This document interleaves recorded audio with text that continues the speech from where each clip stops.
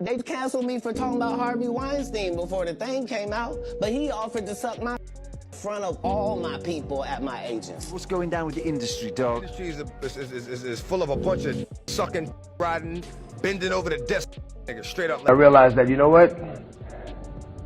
This is God's country because I met the devil here. Because if I hadn't met the devil here, I wouldn't realize I was strong enough to overcome the obstacles that the devil would place in my path. DMX tried to warn us. DMX was speaking out against the industry a long time ago. Check this out. Just the wrong one in the industry and you will get hurt. I'm not an industry artist. I'm an artist in the industry. So I do what the f I want because nobody can finish me. Let's do this. The industry wants it, dead or alive, new artists to sell their souls in the way they survive. The industry don't give a f about you, but the industry could make a dime without you. A lot of the love I had for wanting to, for wanting to be a part of the industry is not there anymore. I don't even associate myself with the industry, you know what I'm saying? I'm not an industry artist. I'm an artist in the industry. It seems that DMX has been attempting to forewarn us about Diddy for quite some time. While the majority of people ignored it, Katt Williams paid close attention. See, X has been blackballed, imprisoned, and portrayed as insane, just like Katt, because he refused to remain silent. Katt and X spent a lot of time discussing the inner workings of the business and how those in power would punish those who don't comply. At this point, Katt is even beginning to vocalize the silent section. He's starting to make sense of it all. He is aware that DMX's problems were systemic, rather than limited to addiction. In his mind, Diddy was an integral cog in that wheel, but what precisely did DMX observe that caused him turn his back on the industry? And when did he first suspect that Diddy was betraying him? All right, let's dive in. Now, you got issues with the industry. What's going down with the industry, dog? The industry is full of a bunch of sucking, riding, bending over the desk ass nigga, straight up like that. Whoever don't like it, bring it, nigga. Bring it. I don't give a fuck. Bring it. Bring it, bitch. They got this new breed of rapper that's paying DJs to play their shit. Right. And, you know what I'm saying? They sucking the record label executives, and it's like there's too much of that going on. Right. You know what I'm saying? Let me be me. Let me be the artist that I am and just play my motherfucking music. You know what I mean? Exactly. Now they want you all up under this, sitting at the going to dinner with them and shit like that, and all that favor for a favor shit. I don't get down like that. Look, I give you the music, you give my money. That's it. He did all of that. I'm thinking I'm the only black person on the script. I get there, there's 3 other black guys on there. Woo. Huh. So you wonder what they did to get I told him no. What y'all do? they got this new breed of rapper that's paying DJs to play their Right. You know what I'm saying? They sucking the record label executives' dicks, and it's like they. So now that Diddy's finally facing punishment for things considerably deeper than most of us could ever conceive, numerous whistleblowers who were earlier tossed off for attempting to inform us about him are now being vindicated, and that includes Katt Williams and DMX. For years, they were out here revealing the truth about the business, warning us about the power people behind the scenes and pointing out the manipulation, exploitation, depraved parties, rituals, and everything in between. But nobody wanted to hear it back then. They were viewed as eccentric, spiteful, or washed up. People laughed them off, claiming they were crazy or high on narcotics. But look at where we are today. Everything DMX and Katt were saying back then is beginning to make a lot more sense. These two were both identified as issues in the business since they wouldn't remain quiet and didn't play the game. And now that the mask is sliding, particularly with Diddy, Granier, it's evident X and K weren't raving, they were disclosing. An old interview has surfaced out when DMX declared straight up that Diddy was R-wording his musicians. Now, some people assume he was merely using that phrase to speak out how Diddy monetarily ripped off his musicians, like not paying them what they deserved. But a lot of individuals aren't so sure. It seemed like DMX meant precisely what he said. And now, with all these dark claims coming out about how Diddy was supposedly forcing himself on his musicians, it's beginning to appear like X could have been telling us the truth all along. Like, damn.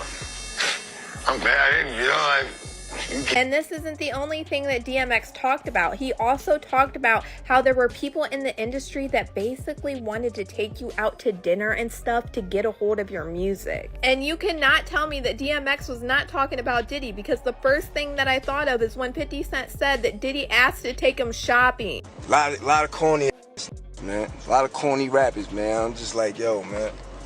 I could name a list of 100 corny rappers, yo, right now. Mad from New York. They ain't supposed to be rapping. I mean, who really like these? Who really like these? Tell me, I want to know somebody. Then I met the devil in God's country. You know, and it's not so much who, it's what, you know, what happens. The Hip Hop Task Force was created to watch Sean Puffy Combs, P. Diddy, to watch the artists that was connected with P. Diddy. 3 conversations with the devil. Why with the devil? Well, to make a fair decision, I think you have to be aware of both sides. And I was approached, so of course I had a conversation. It doesn't mean I rode with him or believed him. I just was able to recognize him by what he said to me and what he offered me. I said,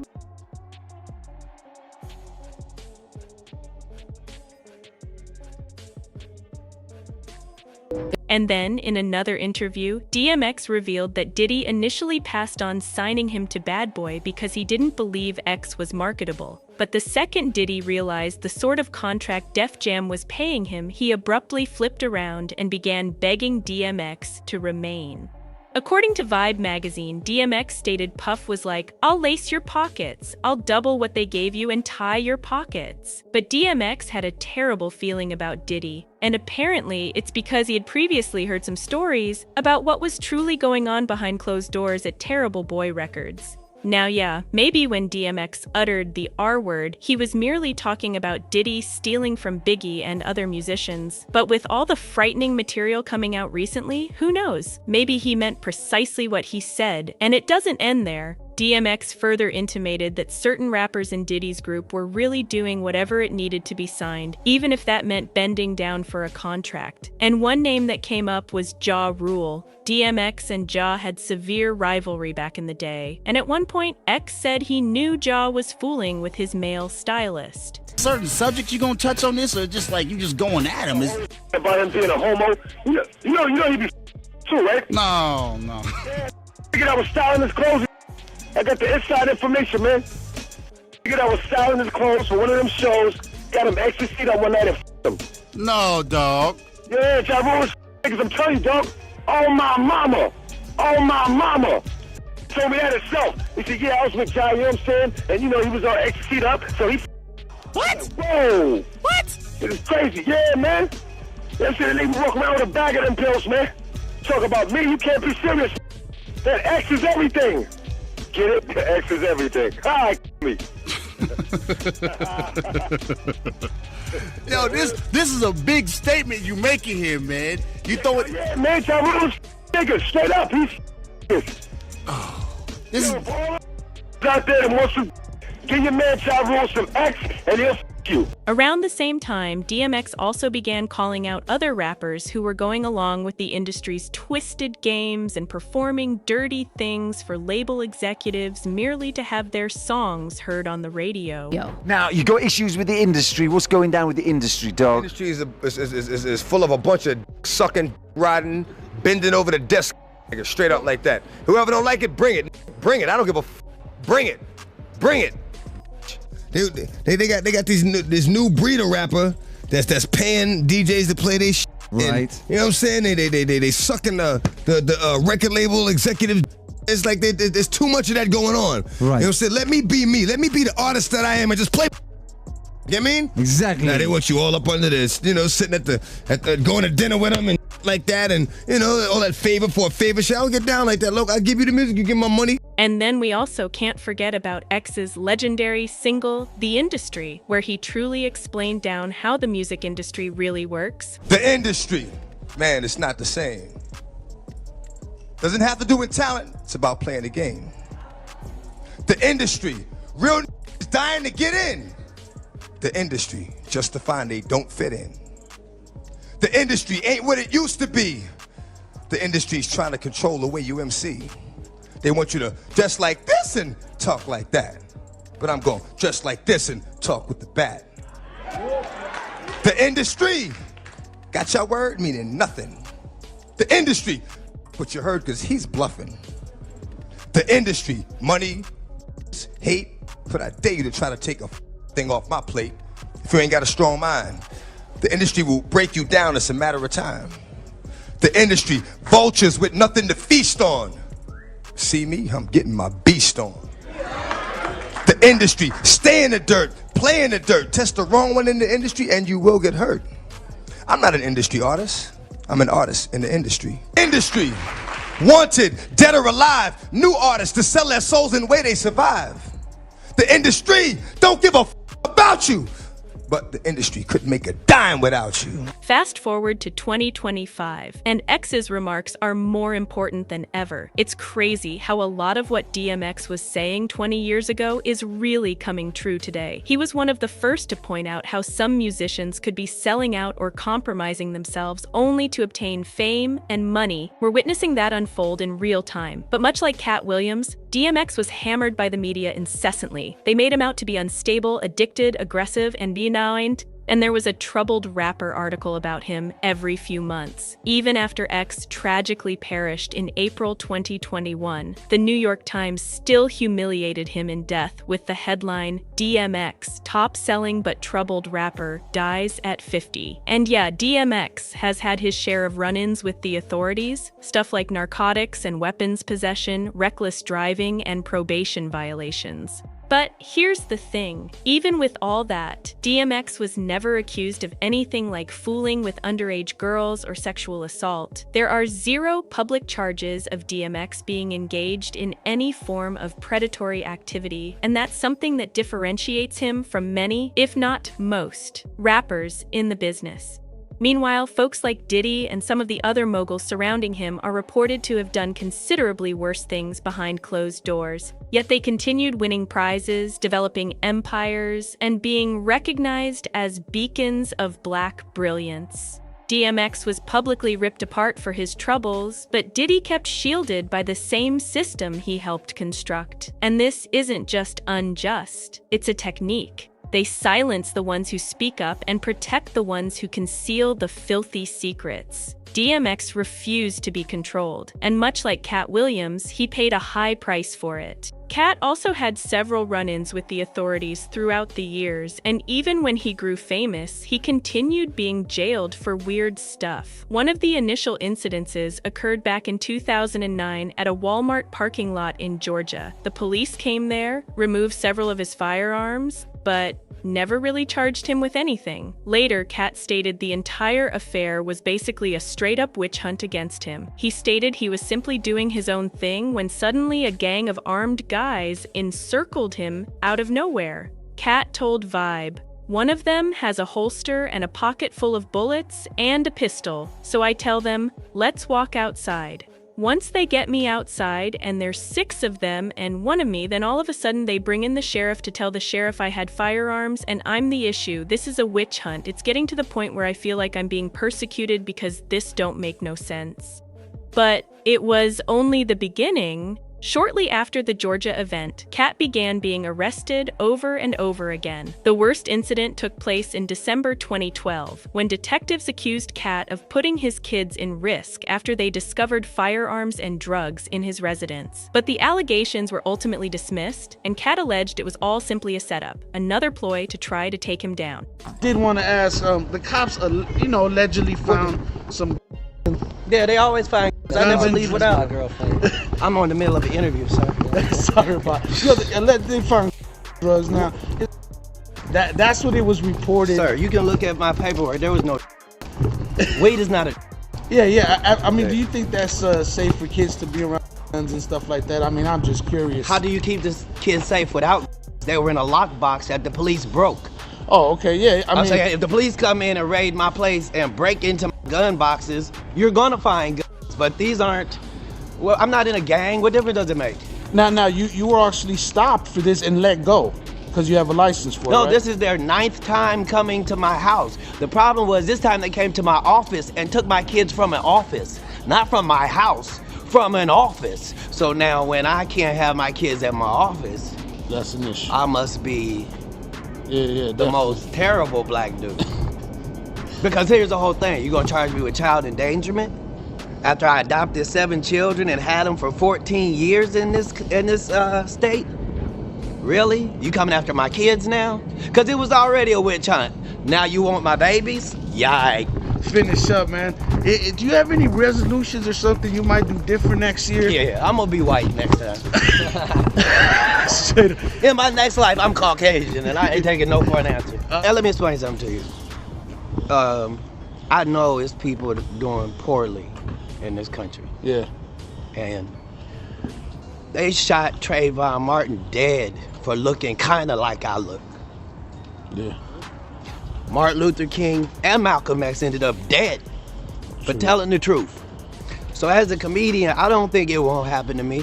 I think they've thrown me in jail 36 times in 36 months, and I think you've never seen me in a court of law. That means they're effing with me. And today, they crossed the line, because now they took my babies. All right, man. Well, Katt, we wish you luck, man. And luck is unnecessary. Thank you. Have a good night. Thank you, brother. But it wasn't the end of it either. In 2014, Katt was arrested together with Suge Knight for reportedly seizing a paparazzo's camera. The media attempted to make it appear like they were simply randomly hitting the photographer. But Katt subsequently stated the reality was quite different. One of the paparazzi was really attempting to video Suge Knight's 5-year-old kid. I saw where you and Suge got arrested, right? You and Suge got arrested. Is that true? Allegedly. Allegedly. Yeah. Allegedly. Okay. Like, and What were we doing? allegedly it had something to do with like some type of photography, a camera or something like that. I'm not sure. I'm just sure. I'm just saying this is what I read. I'll tell you the story, and okay. you tell me me, the story. then does that change how you frame this? Okay. So, we have a meeting with a hologram company, which is going to go into a licensing deal on some holograms. This is in Beverly Hills. So now there's a rodeo, and behind that is an alleyway where you park your vehicles. That's where we are. Suge has brought his son with him, who's 5 years old. And before we go into this meeting, Suge's son runs behind the dumpster and urinates. And a lady films his penis out, peeing behind the dumpster. And then says, oh, I thought that was Katt's kid. So yeah, that's what happened. See, man, this is so why understand, we were facing 20 years, Suge and I. 20 years for that. And if it wasn't for the fact that this is Beverly Hills and it's all on camera, they had no problem sending us up the river when we couldn't have possibly done what was being said. That lady said that she got jumped on by me. And as Suge Knight was dealing with all those charges, the tabloids were busy presenting Katt as an addict and a disturbed comic, the same old script they used to take down DMX. But things grow much darker. DMX has spoke about fighting demons in his songs and on The Dr. Phil Show. He stated the devil really confronted him not once, but 3 times. To offer some perspective, one of DMX's most talked about interviews was when he appeared with his kid on Iyanla Vanzant's program on Oprah's own network. That interview was a terrible fiasco as Iyanla kept hitting X's buttons, interrupting him, and being condescending. If you're old enough to remember when hip-hop wasn't just viral snippets and sound bites, but genuine tales spoken directly from the source, you know how annoying it is when some of the most significant interviews abruptly disappeared. Countless hip-hop interviews and articles have suddenly vanished over the years. Clips deleted from YouTube, records destroyed, whole discussions sanitized like they never occurred. Whenever musicians start revealing the dark, behind-the-scenes power plays in the business, their voices tend to be silenced swiftly. And this is precisely what occurred to some of the most crucial interviews with DMX and Mobb Deep's Prodigy. Both of them publicly warned about the evil side of the business and even identified strong personalities like Diddy and Jay-Z, while also revealing who the actual puppet masters are behind the scenes. The group that was formed like in the 1700s, something like that, 1600s. This dude named Adam Weishaupt. He started this group of people, like powerful, rich people that basically could shape popular opinion and the way, the world is gonna move forward. But much like many others before them, many of the interviews where Prodigy and DMX spoke out have been wiped from the internet and memory hold. Why? Because the facts they disclosed endangered the very individuals controlling the show. DMX alluded in interviews about a business founded on control and pressure, where some moguls hold musicians under their thumb, and both Diddy and Jay-Z's names come up again and again in these chats. Prodigy, who obviously was not hesitant about exposing the business, frequently spoke about a group of strong individuals that pull the strings, not only in music and entertainment, but in society at general. And although a lot of the tape where they spoke about this has suddenly vanished, other bits still persist. So, let's break down what DMX and Prodigy were truly trying to warn us about, and why someone may not want you to hear it. A lot of times people say, you're a conspiracy theorist, you watch too many movies or something like that, But a lot of stuff I was learning was very real. Okay, let's start with DMX and his warnings about the devil in the business. Back in 2007, DMX appeared on HBO's Def Poetry Jam and recited his stunning poem called The Industry. It was a huge occasion, and X wasn't holding back. He highlighted how the music system truly operated and how musicians are encouraged to sell out or play along simply to live. DMX didn't only speak about dodgy contracts and record label beef. He claimed all of this was part of a deeper spiritual struggle going behind the scenes. We met battling. That's how we met. We was in the Bronx in the pool hall. After that battle, he went to like a show. He got on stage, Jay-Z, where you at? In his songs and interviews, X regularly discussed negotiating with the devil and implied that some individuals in the business were related to that dark energy and that their purpose was to encourage musicians to sell their souls. One of the strangest instances happened in 2013 when X appeared on The Dr. Phil Show and declared he had not one, but 3 meetings with the devil. He stated that to properly comprehend the world, you have to see both sides and make your own decisions. You've had a song on every album, A Conversation with God. Yes. You've had... And a prayer. And a prayer. And I think you've had... 3 conversations with the devil. 3 conversations with the devil. Why with the devil? Well, to make a fair decision, I think you have to be aware of both sides. And I was approached, so of course I had a conversation. It doesn't mean I rode with him or believed him. I just was able to recognize him by what he said to me and what he offered me. Say, oh, now I know you are. That's why I stopped talking to him. I put out 7 albums, but he's only on 3. But this wasn't the first time DMX spoke of striking encounters with the devil. In a 2009 jailhouse interview while doing time in Arizona, he said he encountered the devil in God's country. Now, X didn't name names, but it was evident that whatever occurred disturbed him, since he vowed straight out that he'd never go back there again. I first came to Arizona, man, and I remember one day coming from the studio at 6 o'clock in the morning and pulling over on the highway. We like 4 cars, just to watch the sunrise. And it was at that point that I fell in love with Arizona. I said, you know what, this has to be God's country. Because I'd never seen anything as beautiful as that sunrise. Then I met the devil in God's country. And it's not so much who, it's what, what happens and the things that the devil does. It's not so much a person, even though he acts through people. You can't call one person the devil. Joe Arpaio? You can't call any one person the devil. You can't do that because no one person has enough power to be the devil. And it's through all these hardships that I realized that, you know what? This is God's country because I met the devil here. Because if I hadn't met the devil here, I wouldn't realize I was strong enough to overcome the obstacles that the devil would place in my path. And it's by overcoming these obstacles that I realized that this is God's country. Because He helped me get over these obstacles. He helped me get over these hurdles. Okay, so but when you're done here, when Yeah. you're out of here, I'm not looking back. you're not coming back? No, I'm not coming back. I'm not coming back for a show. I'm not coming back for a visit.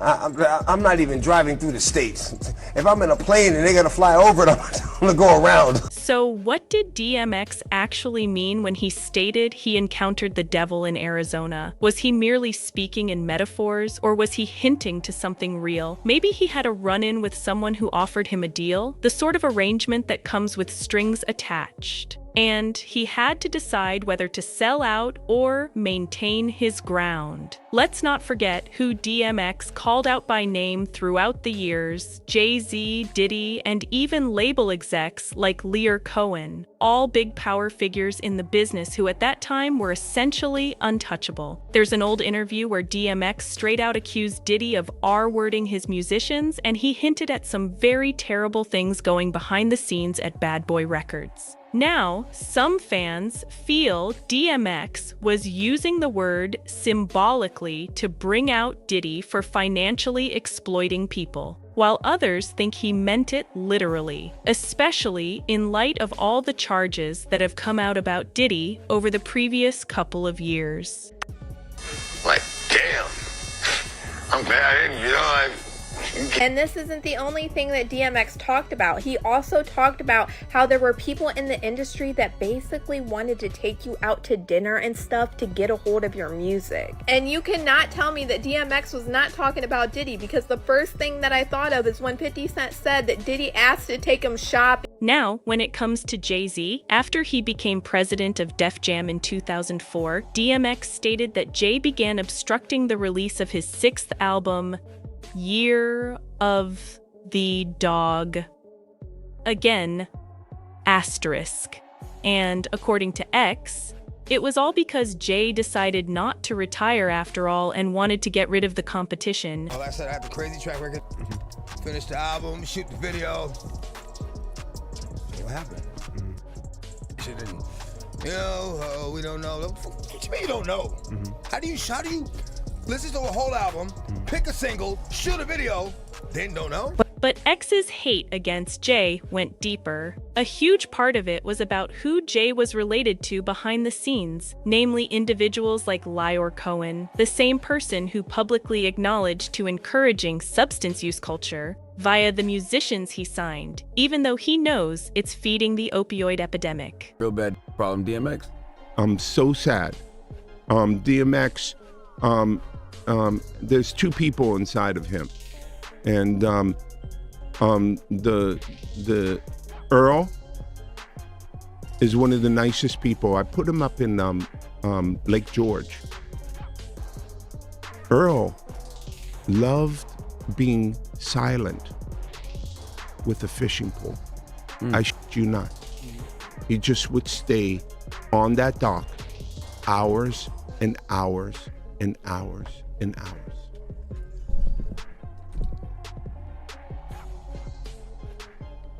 Yeah, very, very sad. I think the opioid problem, the syrup problem, is the biggest problem that I've ever seen and I've ever faced, and been a part of, and I can't with it.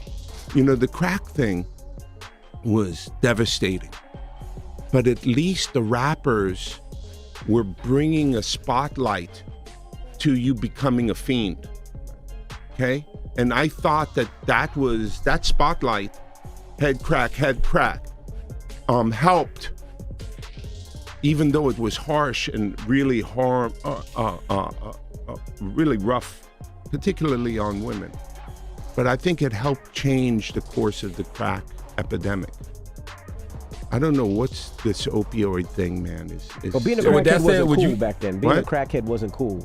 Now they seem like they're making it cool to be drinking lean and syrup and. It's to the be on most dangerous. pills. It's the most dangerous thing that's facing, our society. So why sign an artist that would promote that? Because I already answered that question. You weren't paying attention. She asked me talent or issues, and I said talent. but I have to. I can't give up on people. But I'm saying that's hypocritical though. You're saying the it's opioid problem's a problem. opportunistic. Yeah. I got people to feed. I got a business to run. You're gonna make Dame Dash take this clip and call you a culture vulture. Who's Dame Dash? You brought him up. I don't even know him. So you bring his name up. I don't even know what to tell you. I won't be complicit. And this is the same guy whom Jay-Z referred to as his mentor. In his biography, Decoded, Jay stated, "Liar Cohen, who I consider my mentor, once told me something that he was told by a rabbi about the 8 degrees of giving in Judaism. Now, Liar is clearly one of the top power players in the game. But he's also tangled up in a lot of controversy. There's even a conspiracy notion that he may be a CIA plant utilizing his power to promote specific agendas in hip-hop. And the reason people say this is because Lior has been caught on camera slipping up with sketchy stories about his past. Like in his 2023 Vlad TV interview when he first said his mom was just a housewife, but later on in the same interview, he let it slip that she actually worked for the Israeli government.